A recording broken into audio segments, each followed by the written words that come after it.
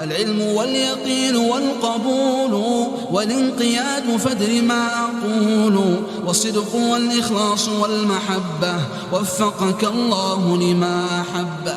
بسم الله الرحمن الرحيم الحمد لله والصلاة والسلام على رسول الله أما بعد. Ceci est le troisième annulatif de la ilaha illallah. قال من لم يكفر الكافر الذي اتضح كفره في القرآن والسنة.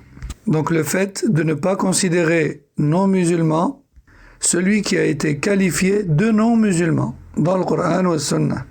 قال سواء كان الكافر يهوديا أو نصرانيا أو مجوسيا أو مشركا أو ملحدا أو غير ذلك من أصناف الكفر أو شك في كفرهم أو صحح مذهبهم فمن فعل شيئا من ذلك فقد كفر.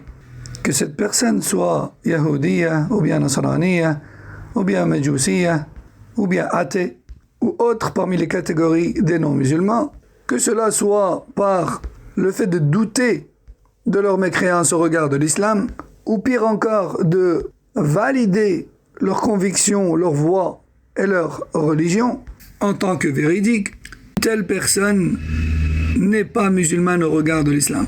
وذلك بأن الله قد كفرهم وهذا الذي لم يكفرهم قد ضاد الله ورسوله فلم يكفرهم أو شك في كفرهم أو صحح مذهبهم فيكون معترضا على الله حين كفرهم. Ceci car Allah les a considérés comme non-croyants et non-musulmans. Quant à celui qui les a considérés comme croyants et musulmans, eh bien il est allé en réalité à l'encontre de la parole d'Allah et de son messager sallallahu alayhi wa sallam. فيجب أن يكفر المسلم من كفره الله ومن أشرك بالله عز وجل وأن يتبرأ منه كما تبرأ إبراهيم من أبيه وقومه قال إنني بريء مما تعبدون إلا الذي فطرني فإنه سيهدين. Le musulman ne doit pas considérer comme musulman celui qu'Allah a qualifié de non-musulman, tel que celui qui associe à Allah d'une association majeure. Le musulman doit se désavouer sur le plan religieux de l'idolâtrie et de ses adeptes.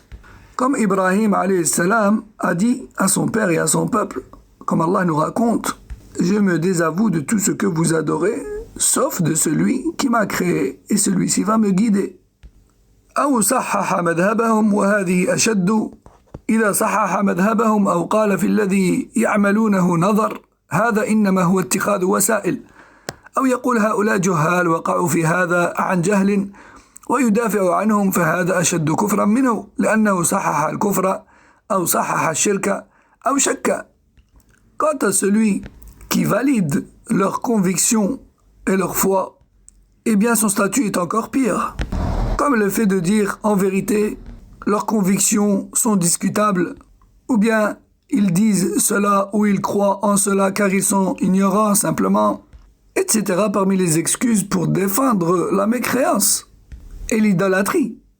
En vérité, une telle position est encore pire et cette personne est encore moins musulmane que la première, car il a en quelque sorte validé leurs convictions, validé le polythéisme et douté sur son caractère interdit ou gravissime.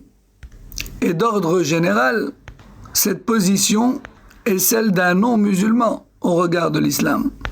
Car l'une des conditions de l'islam, c'est la conviction.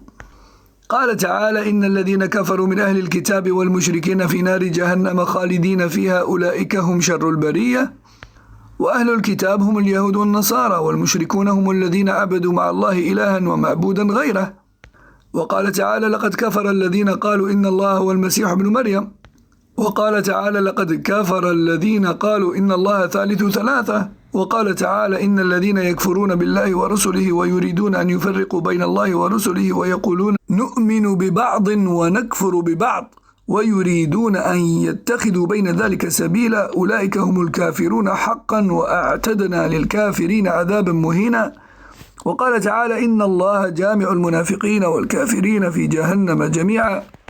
Allah dit ce qui a pour sens ceux qui ont rejeté la foi parmi les gens du livre et les polythéistes, tous seront dans le feu de l'enfer éternellement. Voici donc les pires des gens. Et les gens du livre, ce sont les Yahoud ou Nasara. Et le reste des polythéistes, ce sont les idolâtres qui ont adoré autre qu'Allah Azza wa Jal de manière générale. Allah dit également ce qui a pour sens, ont certes mécru ceux qui ont prétendu qu'Allah est le Messie, fils de Marie. Il a également dit, ce qui a pour sens, ont certes mécru ceux qui ont dit qu'Allah est composé de trois. Allah a également dit, ce qui a pour sens, ceux qui ont mécru en Allah et en ses messagers, en voulant faire des différences entre ses messagers, en prétendant croire en une partie et rejeter l'autre, se frayant ainsi un chemin entre les deux. Voici donc les véritables mécréants.